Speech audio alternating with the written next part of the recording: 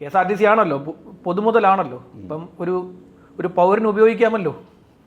അങ്ങനെയൊക്കെയുള്ള ചിന്തകൾ, പൗരചിന്തകൾ വന്നു ഒരു പൗരൻ, ഈ നാട്ടിലെ ഒരു പൗരൻ എന്നുള്ള നിലയിൽ പൊതുസ്വത്ത് എൻ്റെയും കൂടി അല്ലേ എന്ന് ജെബിന് തോന്നി. അങ്ങനെ ജെബിന് ഇത് കയറി സ്റ്റാർട്ട് ചെയ്ത് വണ്ടി പിടിച്ച് റിവേഴ്സ് ഇട്ടു.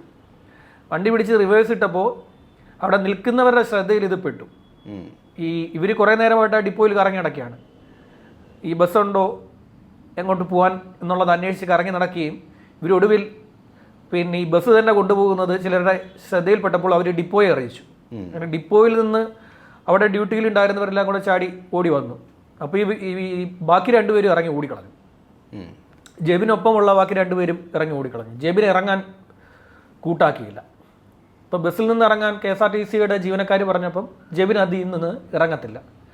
അവസാനം അവർ തിരുവല്ല പോലീസിനെ അറിയിച്ചു.